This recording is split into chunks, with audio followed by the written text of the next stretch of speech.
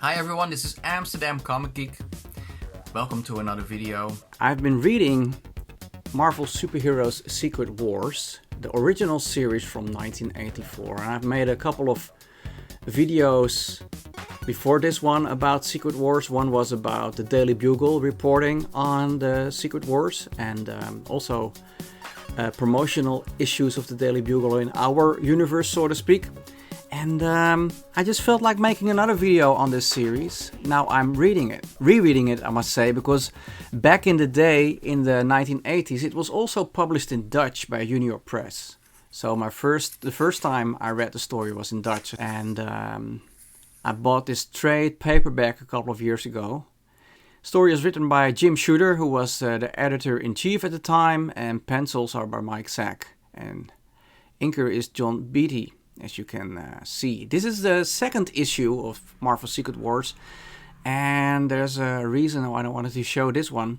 First of all, the splash page is great. I think there's a lot of characters here, and they're under attack, and I really like the depth of field that Mike Zack put into this panel. And of course, on the left side we see the cover with Magneto being very Magneto-ish, I suppose, with floating heads. It's not my favorite cover in the series, but that might be another video I'm gonna make, my favorite covers of Marvel Secret Wars. Well, they're under attack here, and I wanna basically skip this part and move on to the moment that the villains are defeated and our heroes have captured a couple of them. As you might know, heroes and villains were transported to a planet, Battle World, by the Beyonder, because he wanted to see heroes and villains fight. And the party that wins will get their wishes fulfilled, basically. It's a very simple premise, and it was cooked up by Jim Shooter because they wanted to sell some toys from Mattel. Mattel approached Marvel, and they said, like, well, we want to have Marvel characters as toys, but we need a big event to sell it. And so that's why Secret Wars was born.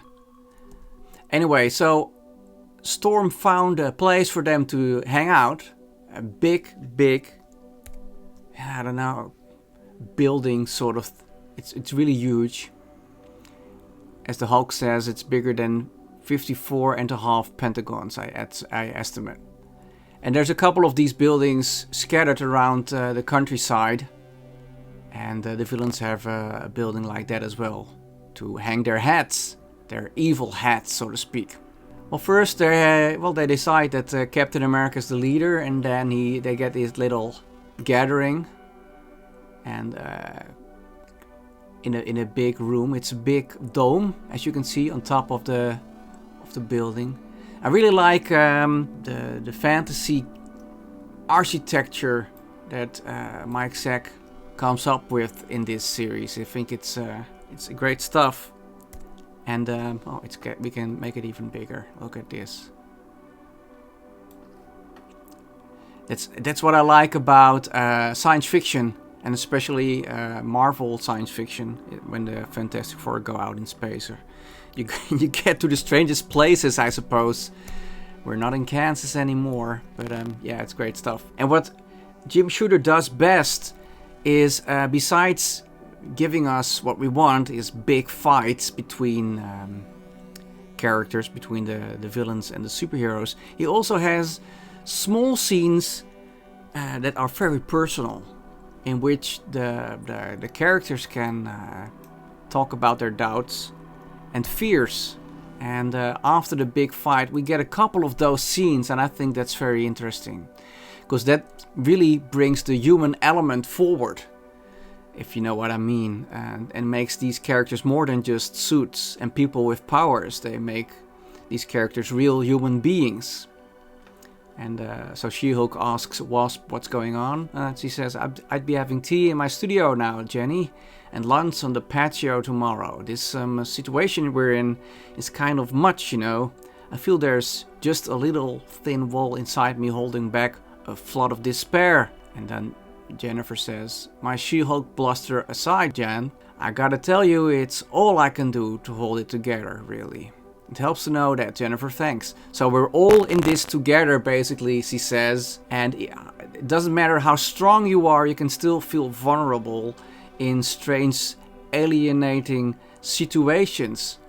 Like a pandemic, for instance. So I guess it struck a chord with me. And we have another little vignette like that between Cyclops and Mr. Fantastic. They both miss their wives, basically. And Thing is just pissed off because he can't watch the match game.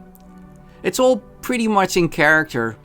Let's for instance say that this is the first time you pick up a Marvel comic. And you get to know the characters a little bit because of these personal scenes. Let's move on to the third issue, because there's something that's in the same line of what happened before. There's a big storm brewing on the planet, a destructive force of nature.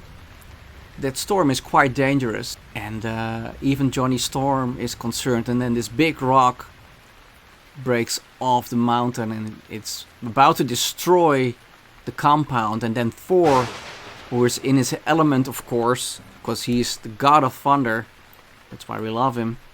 Here's Chris Evans. No, not Chris Hemsworth. I mean, here's Chris Hemsworth. Chris Evans is the other dude.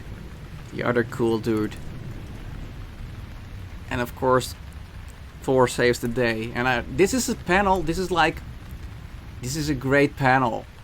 Look how much he loves being in his element.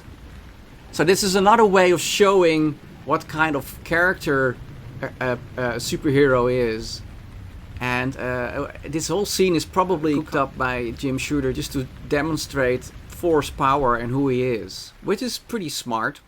There was something about the compound being in a big storm, and people are just waiting until the storm passes, and the way they react towards the natural elements, and being on a somewhere out in space on a planet, on a strange planet.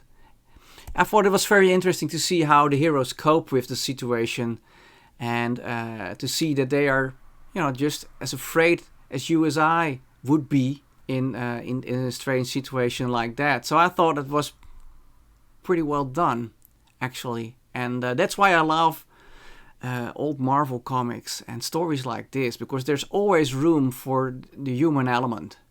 Most of the time there's room for the human element, and I guess that's why Spider-Man is my favorite character. But I just wanted to show you guys what went through my mind while I read these issues of Secret Wars, basically. And it really, like I said, it really made me recognize our situation a little bit we're in with the pandemic, and that we don't know how long it's gonna last, if we're gonna get hurt or not, or people in our direct surroundings, family, loved ones are gonna get hurt or even sick or whatever, And so I guess that's why it struck a chord. These two issues of Secret Wars and the heroes that are the center point of this comic. Not bad, I would say, for a comic that was just published to sell a couple of toys. Anyway, thank you for watching, and I'll catch you guys at the next one.